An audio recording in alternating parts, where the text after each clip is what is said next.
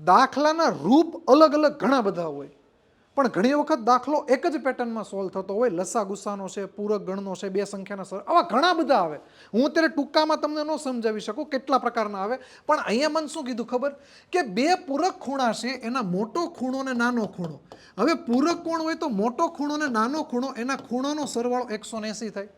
હવે મને એમ કીધું કે એક ખૂણો બીજા ખૂણા કરતાં 26 ડિગ્રી વધુ છે, તો એનો મતલબ એવો થાય કે એ બેયનો તફાવત 26 છે. હવે આવું ઘણા બધામાં થાય છે, તો આનો દાખલો અહીંથી આગળથી ન ગણાય, આ તમારે સીધું મગજમાં ગણાય.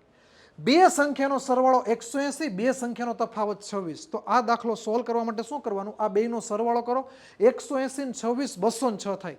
એના અડધા કરો, તો એના અડધા કેટલા થશે, તો કે 103. એનો મતલબ મોટો ખૂણો 103નો છે. હવે બે ખૂણાના સરવાળો 180 થતો હોય, એમાંથી 103 કાઢો તો બીજો ખૂણો કેટલાનો આવે, 77નો આવે. તો આપણો રાઈટ આન્સર કયો આવશે, 77 ને 103. તો ગણિતમાં અને સ્પર્ધાત્મક પરીક્ષામાં નવું જાણવા શીખવા માટે અમને એટલે કે વેબ સંકુલને મોટા ઉપાડે ફોલો કરો અને આનો જવાબ મને ઓનલાઈન કોમેન્ટમાં આપો.